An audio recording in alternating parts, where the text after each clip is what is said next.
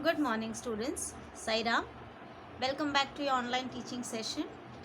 Hope all of you have enjoyed your vacations. Wish you all a very happy and prosperous new year. Yes? So, now today, let's begin with a new lesson in history, that is lesson number 8, Industry and Trade. This is the part 1 of our lesson. In our previous lessons, children, we have learnt about what kind of progress India has done in different fields: economic, social, political, and also in the field of technology.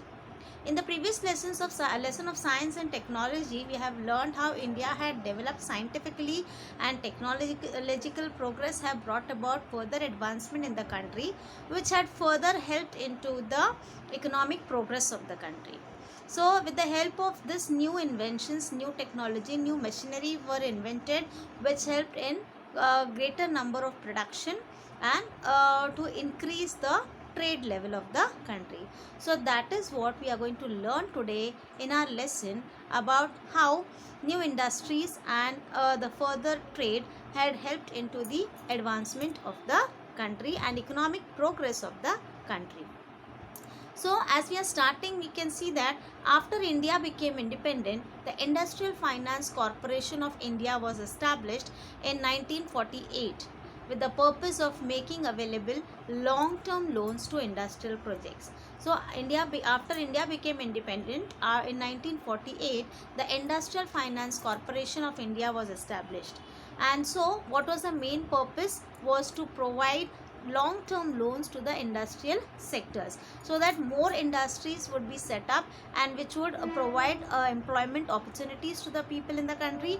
At the same time, it would help further in the enhancement of the economic progress of the country. Similarly, the Industrial Development Corporation was established in 1954 in order to bring about greater development of the industrial sector.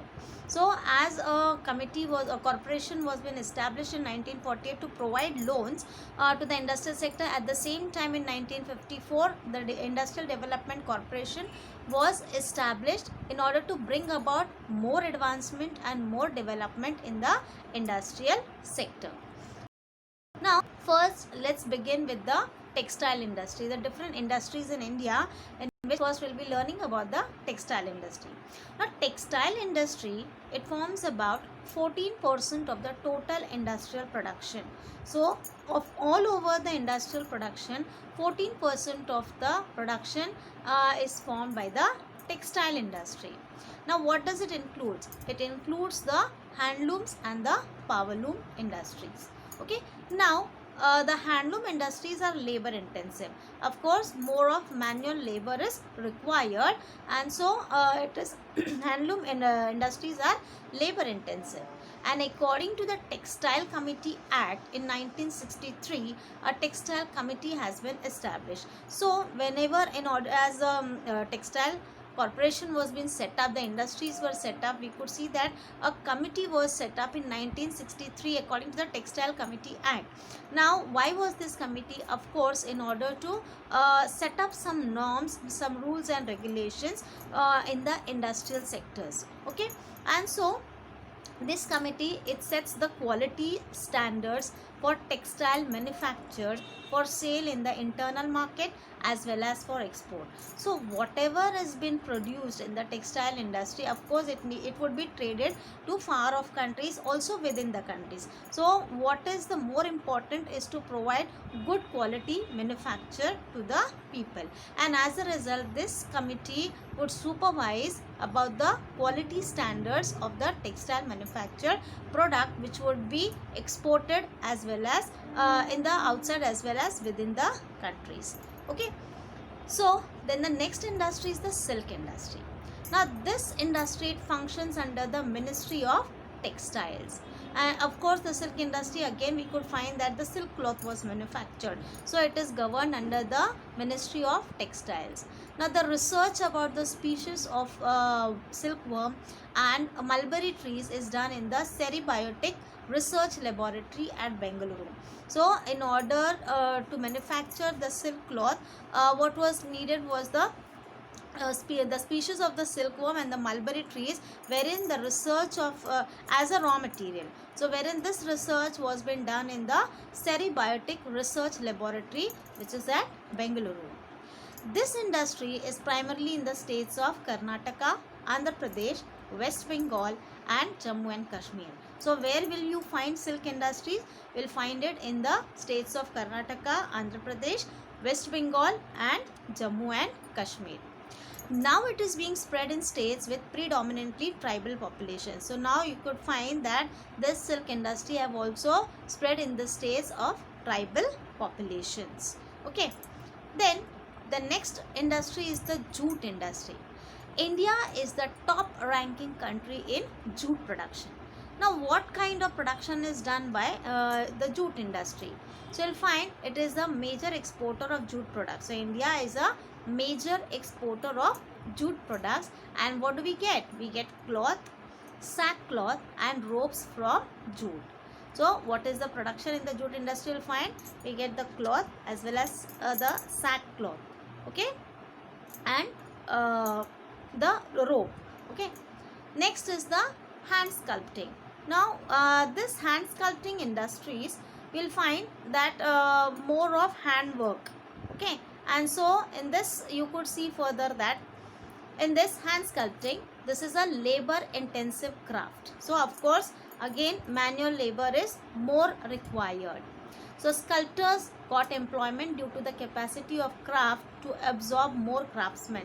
So again it provided opportunities to the craftsmen, right? The sculptors, they got employment as they had the craft the talent of doing the craft work.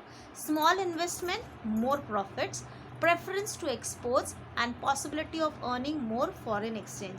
So in this hand sculpting you'll find that the investment was less and profit was more, and more importance was given for exporting the products, the crafts articles, especially to the foreign countries, okay. As we know that India has a rich cultural heritage, and so all this kind of craft work, the sculpting that is done, it has been it has a great demand in the foreign countries. So from the foreign exchange it would earn a lot of money.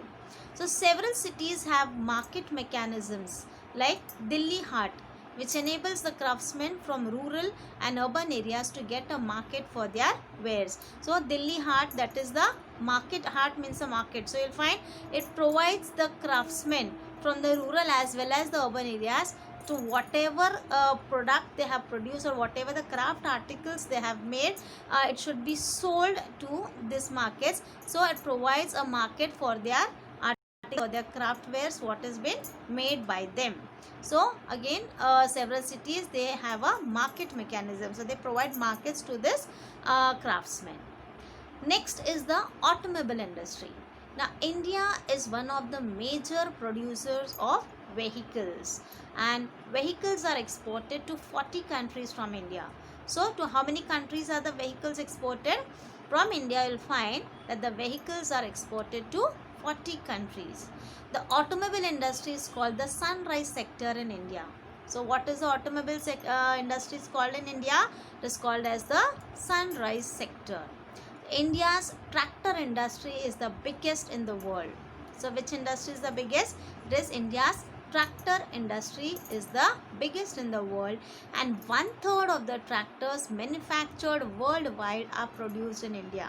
So out of the 1/3 of the tractors which are manufactured worldwide, out of which you will find 1/3 are produced in India. Tractors manufactured in India are exported to Turkey, Malaysia and several countries in Africa. So where are the tractors exported? The tractors which are manufactured in India, they are exported to Turkey, Malaysia and several countries of Africa. The next type of industry is the cement industry. The role of cement industry is important in the development of housing and infrastructure. So of course you'll find that the cement industry it plays a major role in the building construction work. Okay, so housing and infrastructure, and this is one of the most technologically advanced. Okay, so cement industry is most technologically advanced, and India is currently an important producer of cement in the world. Yes, so India is one of the important producer of cement in the world. So children, in today's part we have learnt about the various industries. For example, we have learnt about textile industry, the silk industry, jute industry, hand sculpting, and also the cement industry, and how it had helped into the further growth of the country, and how this helped into the flourishment of economical progress of the country. So we shall continue with the next part of our lesson in our next class. So we shall stop for the day. Thank you, children.